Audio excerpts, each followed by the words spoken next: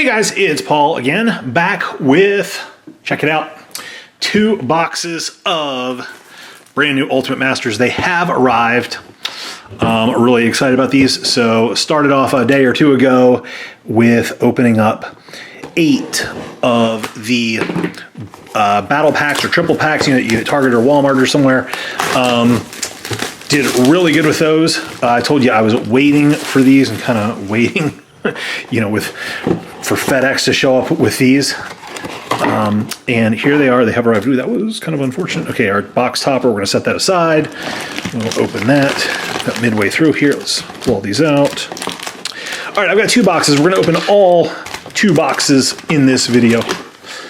Now, I ended up ordering 3 cases of Ultimate Masters. That's going to be 12 boxes. This is a set I've really been excited about. Ended up picking up an extra box's worth, you know, with those little battle pack things. Might end up getting a couple more boxes.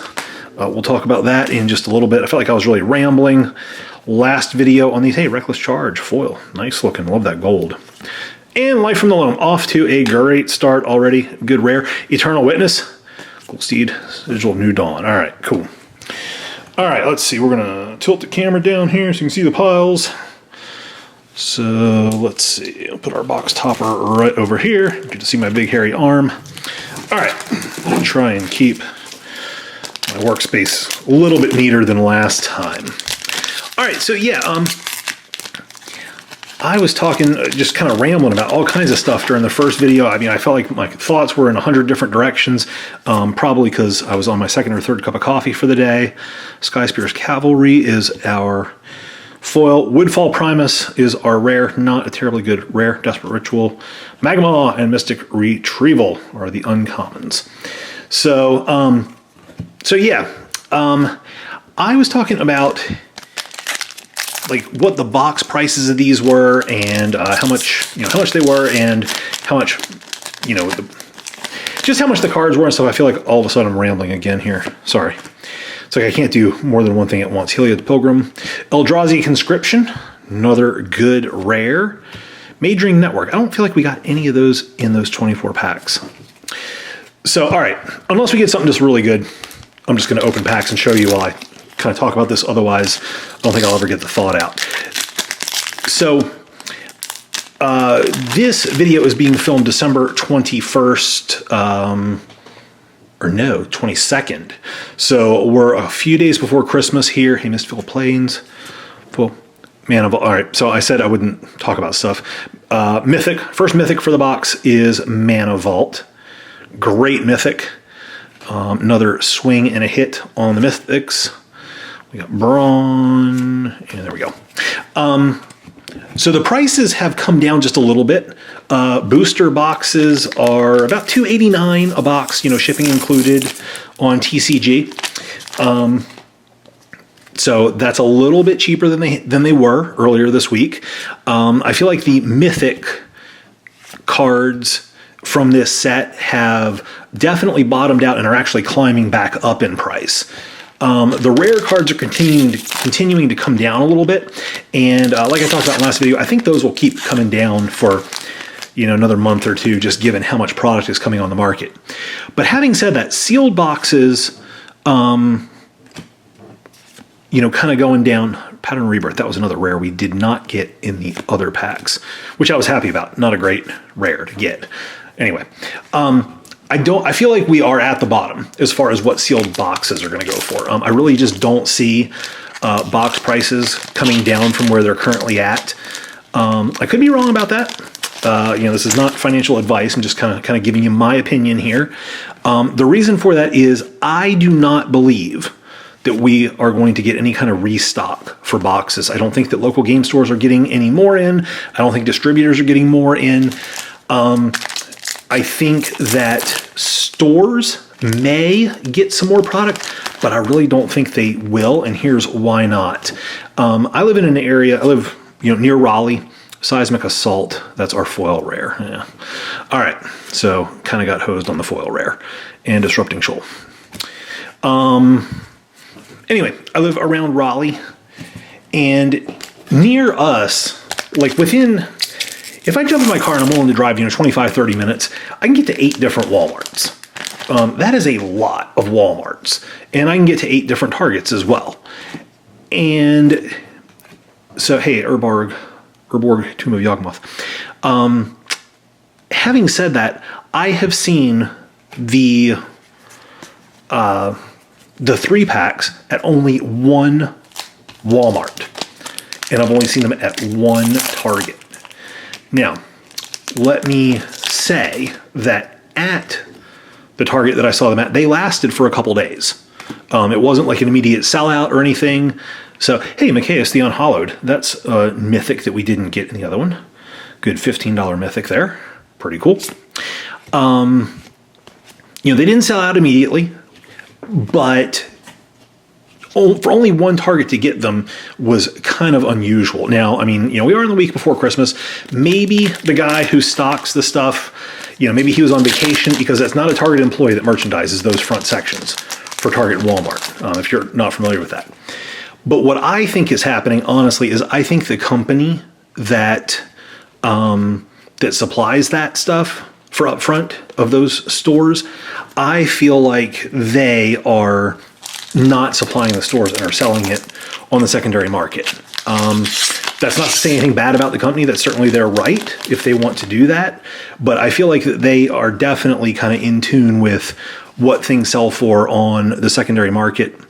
And, that's just something that they may or may not do. I don't have any proof of that, but it just seems really strange to me that out of all the different stores that we've got around here, only 2, one of each, have actually received anything. That just seems incredibly rare to me. And just to let you guys know, in case you're wondering, those 2 stores were actually in different areas of the greater Raleigh area. So it was like one Walmart got some stuff and one Target got some stuff, and they were both in different areas. So just a kind of strange distribution of product. Kind of leads me to believe that perhaps the company, which I believe is Excel Marketing, I think that they may have said, hey, you know what? We can wholesale these to Target and Walmart, or we can sell them ourselves and get 100% of the price, which is actually above MSRP right now. So, hey, given the choice, they've got bills to pay. They may want to do that. All right, we are not getting good rares here, guys. So anyway, that's just kind of my 2 cents on that. I think, at least for me in my area, that's how I'm kind of explaining the shortage. Let me know, are you seeing these up at the front of your Target and Walmart? I'd just kind of be interested to know what other people are seeing out there. Hey, Phyrexian Altar, that is a rare. That's a good rare. We didn't get any of those in our other opening, so really happy about that. But having said that, I think that the product that's out there for retail, Fulminator Mage foil. So that is our second foil rare of the box right there, and that is a good one. That is a really good one. So that is awesome. All right, there's our foils. Okay, Creeping Tar Pit, another land that we didn't get last time around. Good rare, and a Lava Spike. Wow, that was a great pack. So yeah, so anyway, with having said all that about, just kind of about the supply, I feel like,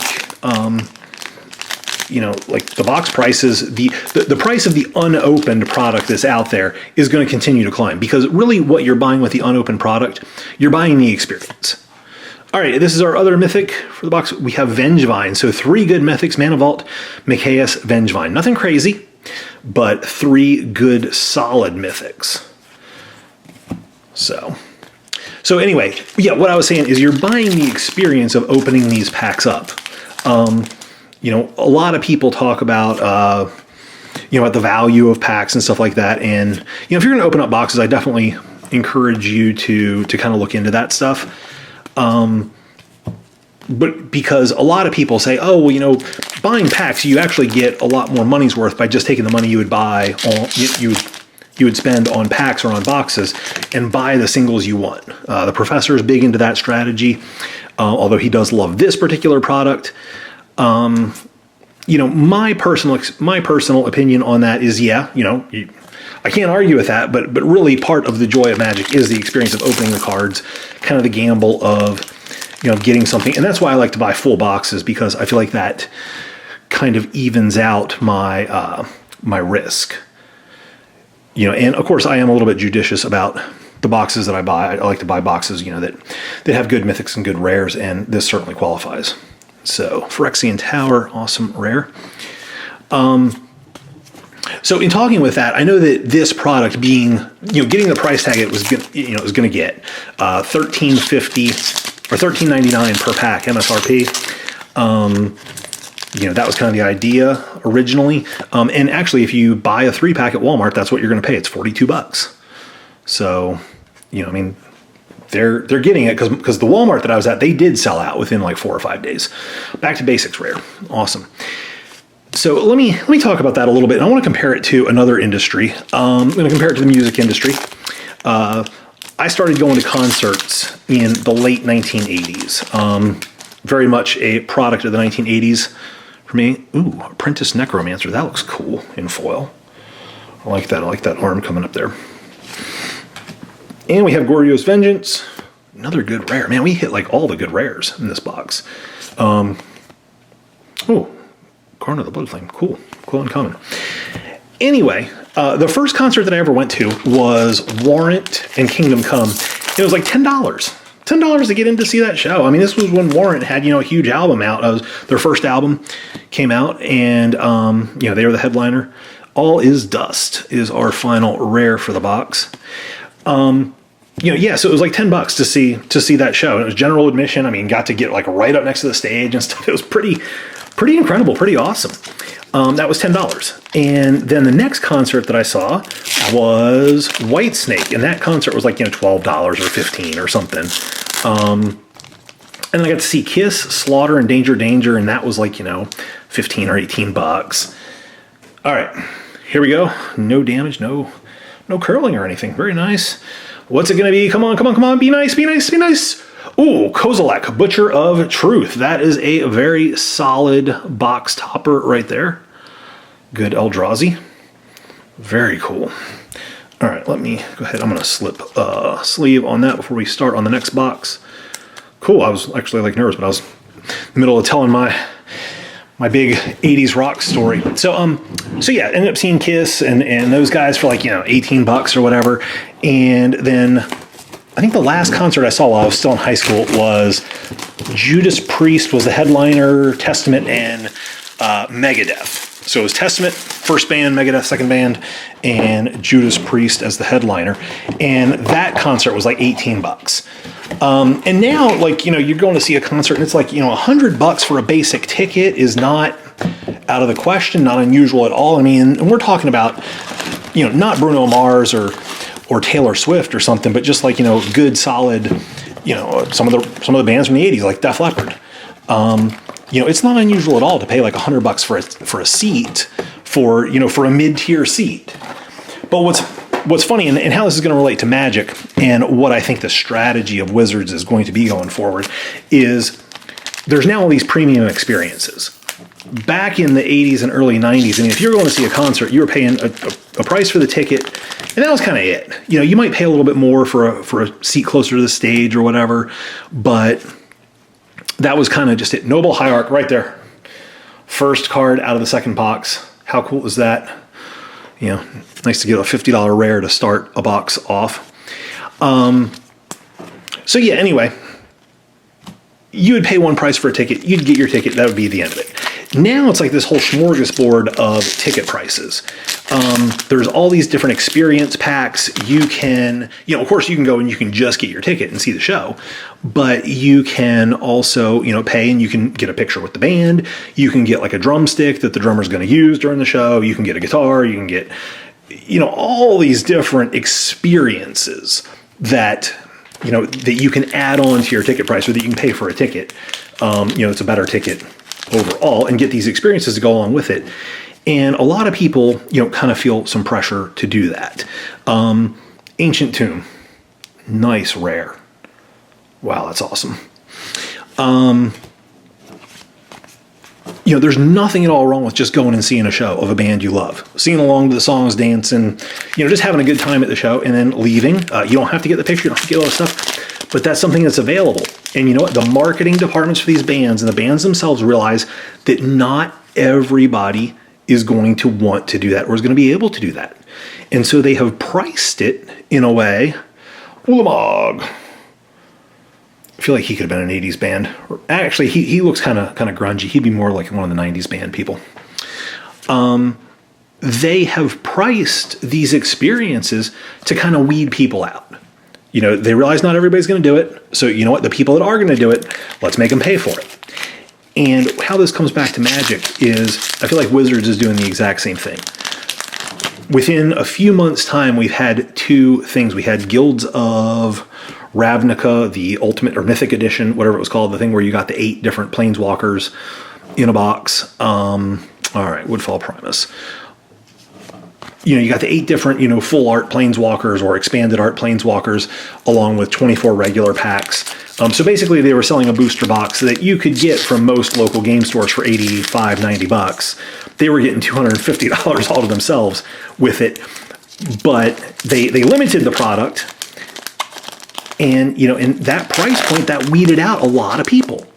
But they sold out like immediately, and, you know, people are selling those singles and stuff. It allowed them to make, you know, a bunch of money on that, as well as fulfill kind of a marketplace need, if you will.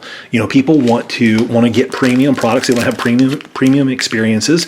And Wizards is a company that has decided, hey, we're gonna start doing that. And I feel like this product right here that we're opening is an extension of that.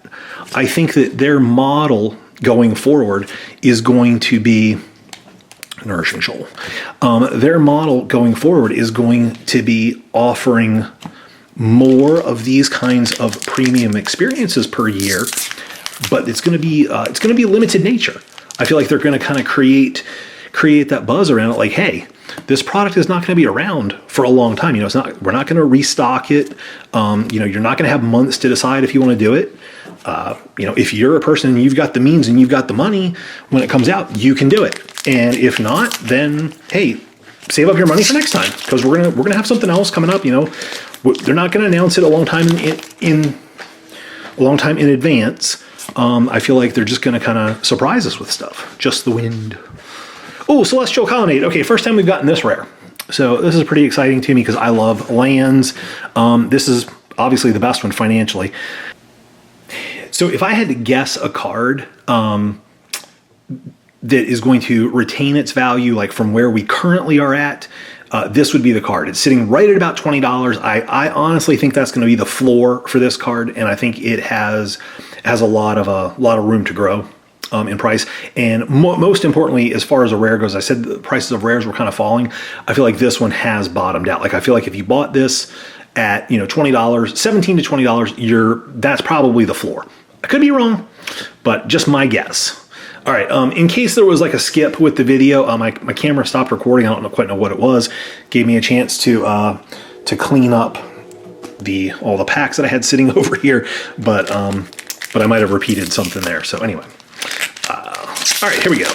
But nothing has changed. We still have the same packs behind us, still the same box topper.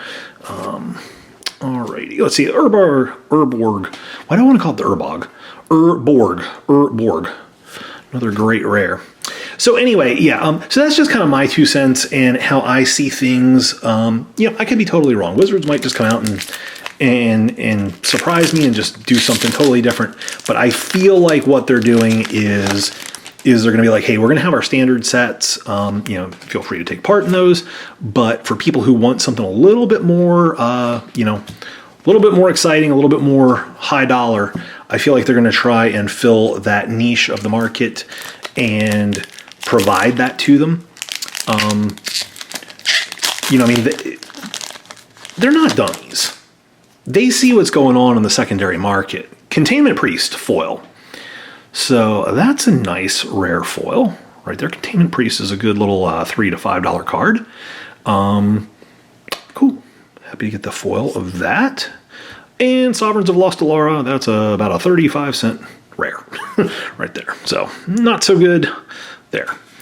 But anyway, yeah. So Wizards, they're paying attention to the secondary market, regardless of what they say. And I mean, I don't know how much they're looking at it, but I know that they're sitting there and they're looking at reserve list cards, and they're saying, "Man, I mean, look at the prices of these cards. This is crazy."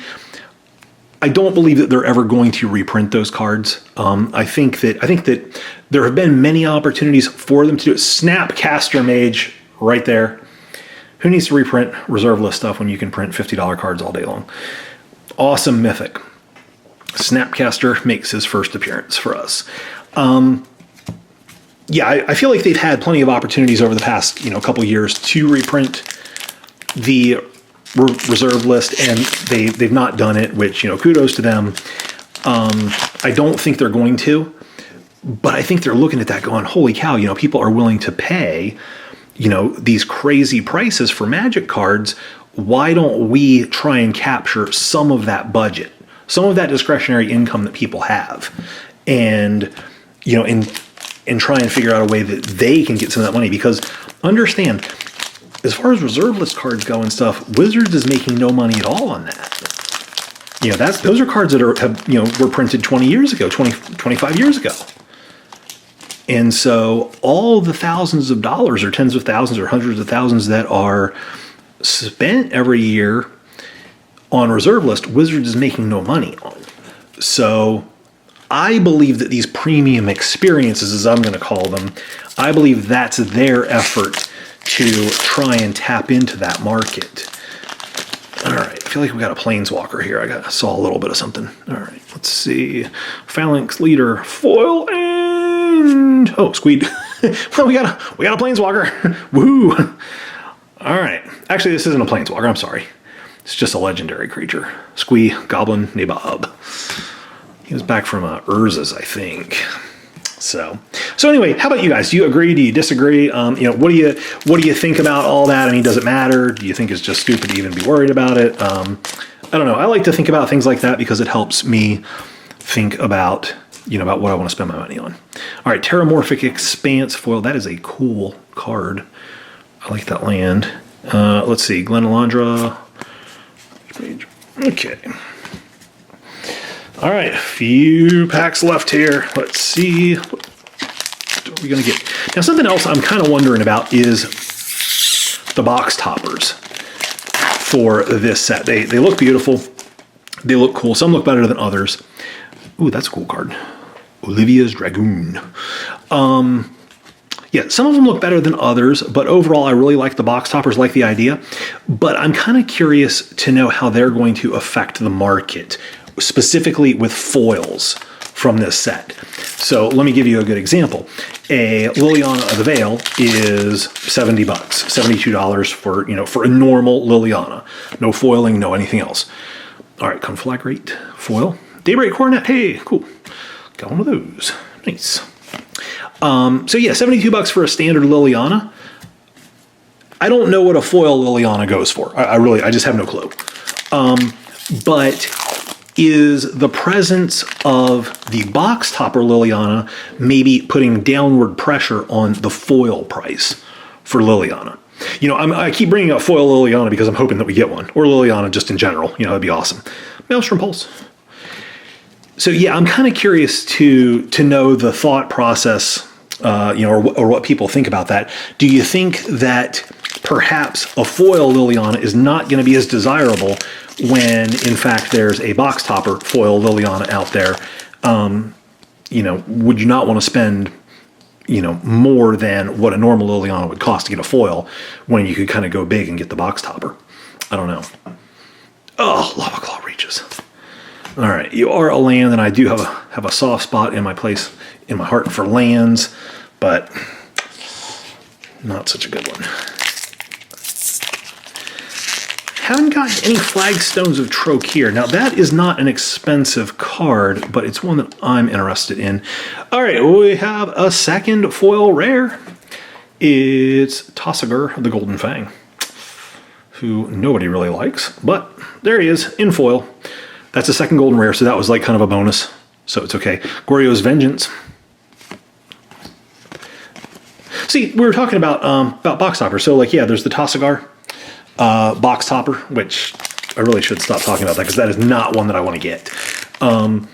Does somebody really want a foil Tosigar if they can get the box topper? Does anybody really want a Tosigar?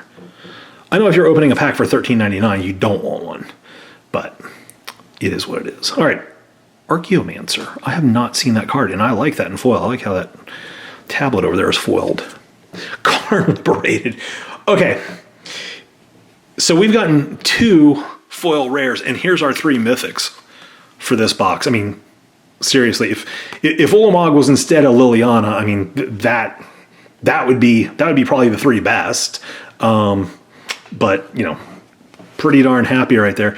And so that right there, that illustrates perfectly why people love opening up product and why I think Wizards can charge a premium when they actually put stuff in there that people are really excited about.